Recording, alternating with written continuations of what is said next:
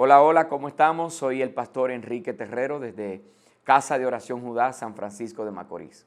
En esta ocasión quiero acercarme a ustedes que me están viendo por los diferentes medios con un tema muy especial.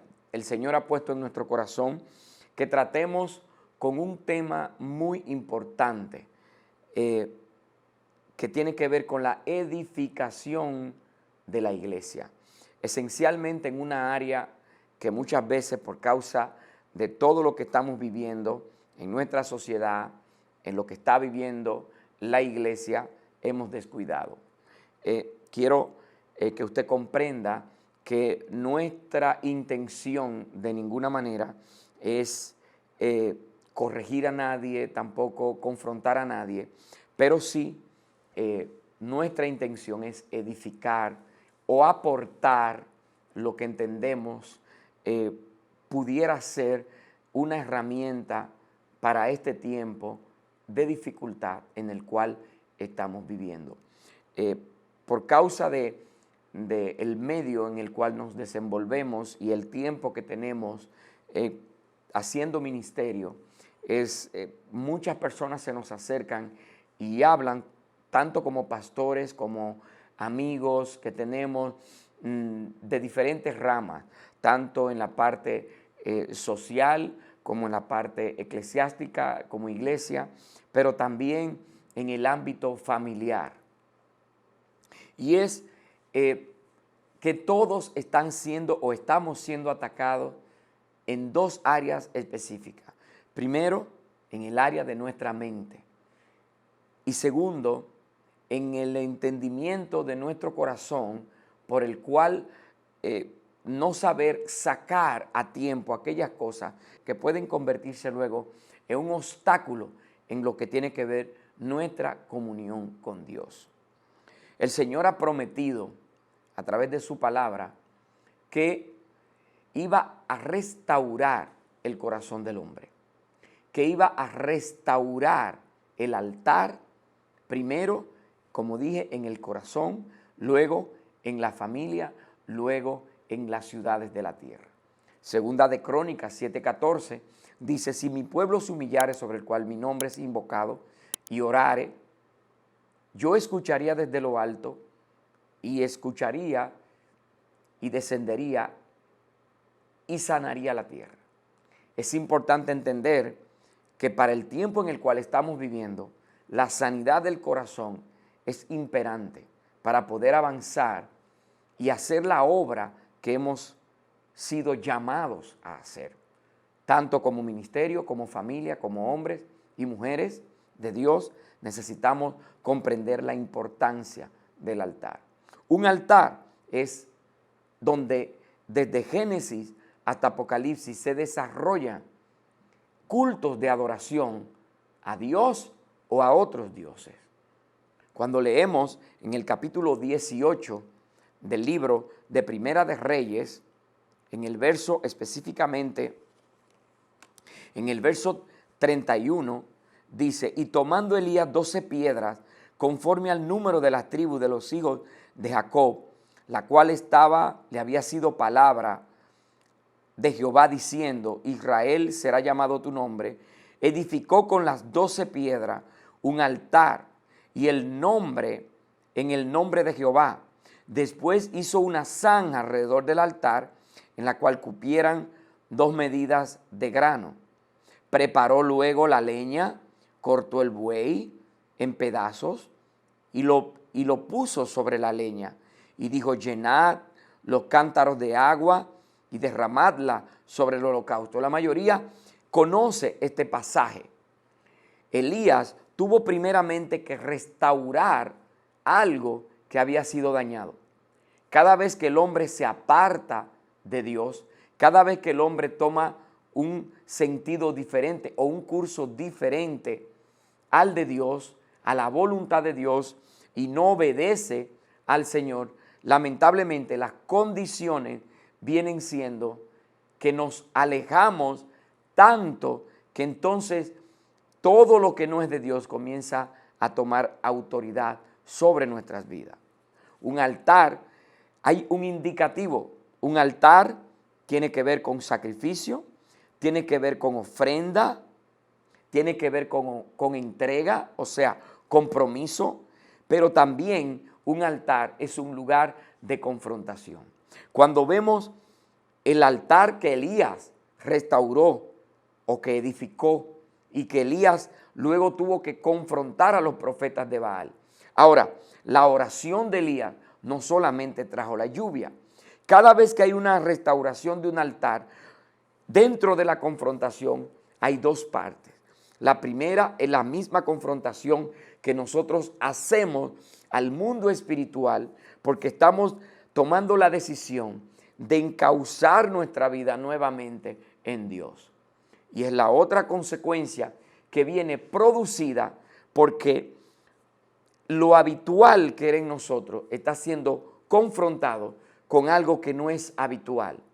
Y entonces el mundo espiritual se mueve, uno a favor, que es el reino de Dios, y el mundo espiritual de las tinieblas, se mueven en contra de ese nuevo orden de vida que nosotros queremos establecer.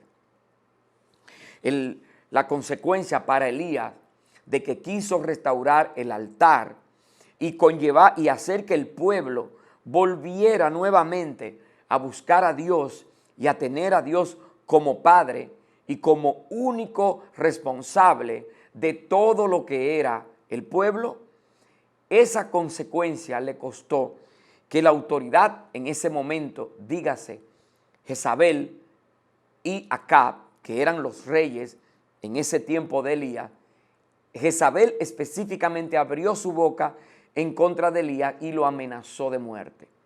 Cada vez que hay alguien que se coloca en la brecha por su propia persona, por su familia o por una ciudad o por una nación, siempre va a haber esa confrontación, porque ese nuevo orden que se quiere traer, ese nuevo orden que se llama reino de Dios, va a repeler inmediatamente al reino de las tinieblas. Pero el reino de las tinieblas no se va a quedar de manera con los brazos cruzados, sino que va a traer represalia. Ahora, nosotros tenemos que estar confiados. Cuando leemos la Biblia, no solamente vemos que Elías huyó, sino también vemos la respuesta de Dios que inmediatamente se activa en favor de Elías. ¿Cuáles son las consecuencias o las condiciones que se levantaron inmediatamente? Elías recibe esa palabra de ese espíritu de Jezabel, es el espíritu de temor. Elías entró en un temor. Un profeta del grado, del calibre del profeta Elías, inmediatamente entra en un temor impresionante. Vienen ataques de pánico a su vida y esto lo hace huir. Se esconde en una cueva. Y la historia está allí, Primera de Crónicas, y luego Primera de Reyes, perdón, y luego en Segunda de Crónicas. Elías deseó morirse. Elías hizo de todo para que Dios se lo llevara, y al final Dios tuvo que llevárselo porque no entendió que esa confrontación que tuvo, que esa confrontación a causa de restaurar el altar iba a traer tal consecuencia. Cuando vemos la importancia del altar, vemos que esa restauración del altar le costó la muerte de Jesucristo. La redención viene por causa de que, como dice la palabra, Jesucristo mismo se dio en sacrificio vivo. Ya que Jesucristo no tuvo que restaurar un altar físico porque Él mismo era el altar. Él mismo es el altar, pero no se queda con Él, sino que también lo pasa a sus discípulos, a los apóstoles. Y aquí vemos en el libro de los Hechos que no solamente es el poder de Dios que desciende en Pentecostés, sino que en el capítulo 4, en el capítulo 5, en el capítulo 6, vemos cómo consecuencialmente o de manera simultánea se van dando la persecución a aquellos que han decidido caminar como discípulos de Cristo. Cada vez que oramos, cada vez que nosotros decidimos traer el nuevo orden, Mateo 6:33 dice, buscad primeramente el reino de Dios y su justicia, y todo lo demás será añadido.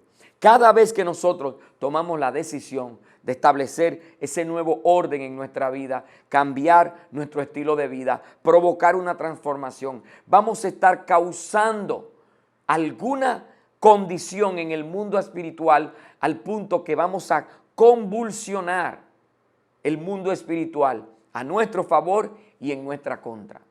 Cuando vemos el altar de Daniel, que era su propio corazón, el hecho de que Daniel vivía en Babilonia no lo limitó a orar al Dios verdadero.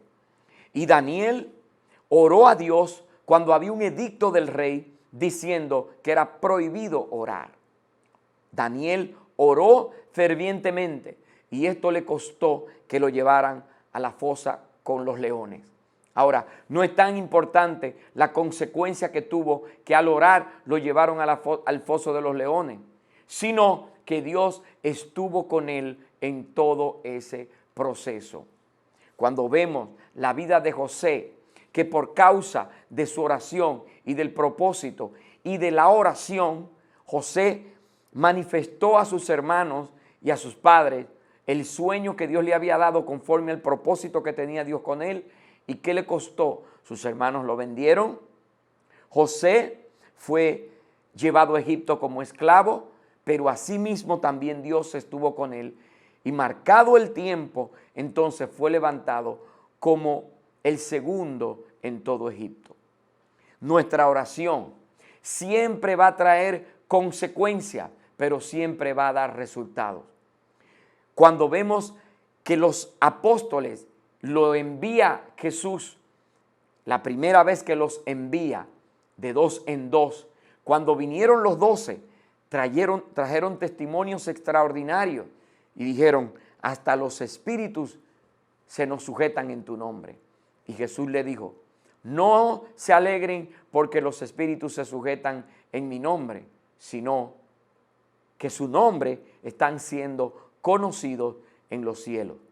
Cada vez que hay alguien que toma la decisión de restaurar el altar, cada vez que hay alguien que toma la decisión de levantarse por un pueblo, por una ciudad, por una familia, por la sociedad, por una nación, por un continente, cada vez que nos levantamos con el entendimiento correcto, siempre vamos a generar convulsión a nuestro alrededor.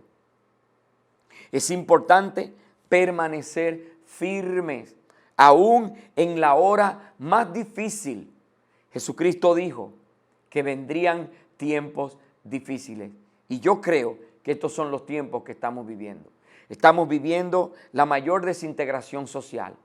Estamos viviendo un tiempo donde nuestros jóvenes están perdiéndose en todo aquello que les da la libertad en la cual nosotros hoy vivimos. Estamos viendo cosas terribles, crímenes nunca antes vistos, pero también podemos estar viendo o estamos viendo una generación, un remanente de una generación que se levanta para adorar al único Dios verdadero. En diferentes lugares de la tierra, Dios está levantando altar a Él. Altares que están listos, como el tabernáculo de David, que está en Amós 9:11, dice que Dios restauraría el tabernáculo caído de David. David en el Salmo 27, capítulo 4, dice, una cosa he pedido al Señor, esta buscaré yo, que esté yo en la casa del Señor todos los días de mi vida, para contemplar la hermosura y para inquirir en su templo. Es un tiempo donde estamos viendo la restauración de la intercesión, la restauración de la oración, y todo tiene que ver o todo gira en torno a un altar. No en torno a plataformas, no en torno a ministerios, sino personas que están detrás en un bajo perfil, que no están buscando una plataforma, sino que están buscando adorar el corazón del Padre, ministrar el corazón del Padre para traer resultados poderosos a la tierra. Por eso no debemos dejarnos intimidar con nada de lo que nos suceda en el tiempo en el cual comenzamos a orar y a restaurar el altar de nuestro corazón. Un altar se restaura cuando primero tomamos la decisión de sanar. Debemos sanar para avanzar. Proverbios capítulo 4, verso 23 dice que sobre toda cosa guardada, guarda tu corazón porque de él mana la vida. El capítulo 17 del libro del Evangelio según San Juan, Jesucristo oró diciendo, santifícalos en tu verdad. Tu palabra es la verdad. En el capítulo 15 del mismo Evangelio, del libro del Evangelio según San Juan, Jesucristo también dice, yo soy la vid, vosotros sois los pámpanos. Mi Padre es el labrador y Él los limpiará para que llevéis más fruto. Hoy hemos visto y he visto, y muchos se acercan a nosotros, cristianos que están padeciendo y están intimidados por causa del padecimiento. Pero yo te digo, no tengas temor. Si Dios te ha hecho parte de sus padecimientos o de los padecimientos de Jesucristo, es porque el foco de la mirada de Dios está sobre tu vida, pero también el foco de la mirada de Satanás. Es el tiempo donde se va a mostrar lo verdadero, lo genuino y lo que no es verdadero. Por eso debemos animarnos a seguir adelante. Yo te animo a que sigas adelante. Yo te animo a que sigas orando. Yo te animo a avanzar, sin importar las contradicciones de tu entorno, las contradicciones de la iglesia. Te animo a seguir adelante. Es una palabra para que camines conforme a la dirección que Dios está marcando en estos tiempos. La restauración de nuestra vida espiritual, la restauración del altar tiene que ver con una restauración en nuestra comunión, con un anhelo de saber qué dice la palabra, no solamente porque alguien lo diga va a ser verdadero, no porque alguien lo diga es verdad, toda la verdad está en su palabra. Por eso Jesús dijo, santifícalos en tu verdad. Tu palabra es la verdad. Jesucristo mismo dijo, yo a mí mismo me santifico en ti. Y dijo, porque tú, Padre, en mí y yo en ti. Santifícalo para que sean uno como tú y yo somos uno. Esa es la oración de Jesús. Es lo que debemos anhelar. Por eso te animo a que te levantes y vuelvas a lo que Dios te ha marcado, porque Dios nos está llamando a caminar conforme a su fidelidad. Nunca podremos restaurar el altar si primeramente no entendemos que debemos quitar todo aquello que puede convertirse en un obstáculo para Dios. Jeremías capítulo 1, verso 10 dice, mira que te he puesto en este día sobre naciones, sobre reinos, para arrancar, para destruir, para arruinar y para derribar, para edificar y para plantar. Mira que te he puesto en este día sobre naciones, sobre reinos, para arrancar, para destruir, para arruinar, para derribar, para edificar y para plantar. Es importante comprender que no podemos edificar el altar si no estamos dispuestos a arrancar todo aquello que no es conforme a lo que Dios quiere hacer. Dios nunca va a tomar algo viejo para edificar algo nuevo. Dios siempre va a traer su propia esencia para establecer lo que Él quiere establecer en esta tierra.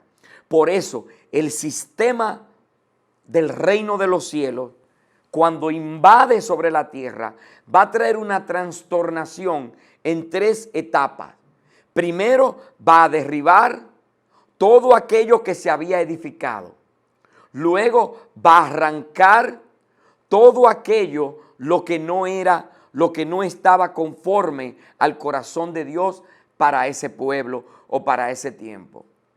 Y tercero, va a establecer su nuevo orden, edificando y plantando. Jesucristo, cuando entró al templo, lo primero que hizo fue que volcó todas las mesas, porque el sistema religioso había contaminado todo lo que Dios había querido establecer desde el principio. Y ellos mismos estaban envueltos en tal condición que parecían más culturalmente a una nación pagana que a lo que era la nación escogida por el Dios Todopoderoso. Ellos decían que servían al Dios de Moisés y que tenían la ley de Moisés, pero en sus corazones estaban detrás de sus propios asuntos. La hipocresía estaba reinando.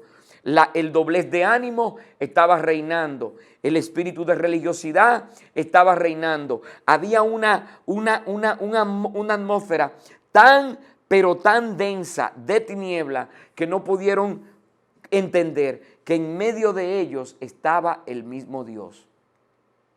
Por eso Jeremías le dice, o el Señor le dice a Jeremías: mira que te he puesto en este día sobre naciones, sobre reinos, para arrancar, para derribar, para arruinar, para edificar y para plantar. Palabra de Jehová, verso 11, que vino a mí diciendo: ¿ves tú, Jeremías? Y dije: ¿qué ves tú, Jeremías? Y dijo: una vara de almendro. Y me dijo: bien has visto, porque yo pongo mi palabra para ponerla por obra. Sin importar nuestra situación, nuestra condición circunstancial, llega el tiempo donde Dios hace que su palabra venga a un cumplimiento. Por eso no debemos tener temor a las acechanzas, a las persecuciones, a los ataques, a las intimidaciones que el enemigo trae cuando nosotros tomamos la decisión de establecer en nuestra vida el nuevo orden de Dios para nosotros. Cuando decidimos comenzar a orar, nuestra oración va a traer una consecuencia. La restauración del altar va a generar una convulsión a nuestro alrededor en el mundo espiritual. Por eso debemos permanecer firmes. Cuando se trata de arrancar y derribar y confrontar, esto es lidiar con el modelo de nuestra mentalidad. La mente es el lobby de la boca. Nuestra mente es lo que el enemigo utiliza para colocar allí todo aquello que tiene que ver con temor, con miedo, con pavor, todo aquello que nos aleja de Dios. Cuando venimos a una restauración, Dios va a generar un estremecimiento de todos nuestros fundamentos mentales para que podamos colocar el fundamento genuino que solamente está en la palabra de Dios. La restauración de nuestro corazón tiene que ver específicamente y esencialmente con lidiar con aquellas cosas que hemos embargado allí. No podemos seguir amargados, perturbados por causa de las experiencias del pasado. Quiero hablarte un poquito, o en este punto, acerca de la amargura. Una de las cosas que impide que nosotros podamos restaurar el altar es la amargura. La palabra nos dice en Hebreos capítulo 12, verso 15, Hebreos capítulo 12, verso 15, habla específicamente sobre la importancia de lidiar con la amargura, no siendo que por esta nosotros podamos también contaminar a muchos. Déjenme buscarle exactamente. Hebreos, vamos a leer desde el verso 12 en adelante. Hebreos 12 hasta el verso 15. Por lo cual levantad las manos caídas y las rodillas paralizadas. Haced sendas derechas para vuestros pies, para que lo cojo no se salga del camino, sino que sea sanado. Seguid la paz para con todos y la santidad sin la cual nadie verá al Señor. Mirad bien que no deje que alguno deje de alcanzar la gracia de Dios, que brotando alguna raíz de amargura os estorbe y por ella muchos sean contaminados. La sanidad del corazón es imperante para la restauración del altar de nuestra vida. No podemos tener una comunión genuina desde el ámbito de la amargura, desde el ámbito del resentimiento, y esto tiene que ver con la falta de perdón, tiene que ver con el resentimiento, falta de perdón, y eso genera la raíz de amargura. Y la raíz de amargura es un enquistamiento en nuestro corazón y trae la dureza de corazón, y por la cual es imposible que nosotros podamos adorar, exaltar y reconocer al Dios de nuestra salvación. El corazón espiritual difiere del corazón natural. Ahora, un dato muy importante: el corazón natural tiene una capacidad impresionante. El corazón tiene 100,000 latidos. Se contrae 4,000 veces por hora. Imagínense que el corazón esté endurecido. Imagínense un corazón natural que esté endurecido. ¿Cómo puede hacer la contracción para generar el bombeo de la sangre a todo el cuerpo? Se contrae 4,000 veces por hora. Y oiga esto, la sangre pesa 11 kilos y toda la sangre pasa por el corazón. Toda la sangre pasa por el corazón. Lo que quiere decir que así como la sangre natural del cuerpo humano, así también la sangre espiritual de lo que somos como cuerpo de Cristo, si no tenemos el corazón sano, si no tenemos el corazón correcto, si no hemos tomado el tiempo para restaurar el altar de nuestra vida, lamentablemente va a ser afectada nuestra comunión y por ende vamos a contaminar todo lo que nosotros tengamos en nuestro entorno. La amargura es una manifestación de la frustración, al igual que el dolor, la envidia, el mal pensamiento o el mal deseo hacia otro. La forma como hablamos dice si hemos sanado. Usted quiere saber si una persona ha sanado, solamente tiene que escucharla hablar. Romanos 3, 10 al 14. Romanos 3, del 10 al 14.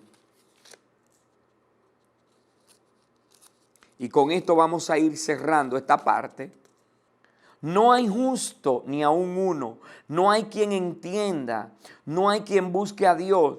Todos se desviaron a una, se hicieron inútiles. No hay quien haga lo bueno, no hay ni siquiera uno. Sepulcro abierto es su garganta, con su lengua engañan. Veneno de áspides hay bajo sus labios. Su boca está llena de mal, de maldición y de amargura. Sus pies se apresuran para derramar sangre. Cuando vemos este cuadro y vamos al Génesis, la primera persona que fue muerta por envidia, porque Caín no supo lidiar con la frustración de poder ver que su hermano tomó la decisión de sacar una ofrenda mejor que la de él. Al igual, una persona, vuelvo y repito, que decide restaurar el altar, que decide tomar el camino nuevo, que decide no conformarse a una religión, sino que busca, inquiere, que es diligente en torno a lo que tiene que ver con la búsqueda de lo que es el agrado a Dios, porque al final el altar correcto es el que le levantamos para el Dios Todopoderoso. Dios no está hecho para nosotros, nosotros fuimos creados para Dios y para el deleite de Él. Por eso es que la adoración genuina no es la que ministra a la gente, sino que la adoración genuina es la que ministra al Padre Celestial. Por eso es que el tabernáculo que va a ser restaurado y el altar que va a ser restaurado es el altar del tabernáculo caído de David. Es el altar que Jesucristo representó en la cruz del Calvario. Jesucristo que está sentado a la diestra del Padre, sufrió nuestros dolores, sufrió nuestras vejaciones. Y nosotros, dice, le tuvimos por azotado, por abatido de Dios. Y como no le vimos buen parecer, escondimos de él el rostro. Así dice su palabra. Este es un tiempo en el cual nosotros tenemos que decidir restaurar el altar. Vamos a seguir hablando de este y otros temas en otras intervenciones que vamos a tener. Yo le voy a pedir que por favor, si usted tiene algún comentario, nos los haga saber. Puede escribir en los comentarios, puede hacernos llegar sus preguntas. Vamos a tener también una sección de preguntas y respuestas, que también vamos a estar dándoles respuestas a todas las preguntas que nos hacen. Si tienen alguna inquietud, si tienen algún tema específico del cual usted quiere que tratemos, también lo vamos a hacer. Pero recuerde la importancia de restaurar el altar, la importancia de ir delante de Dios con un corazón sencillo, dispuesto, con una mente lista y una disposición de corazón de establecer este nuevo orden que Dios tiene para nosotros.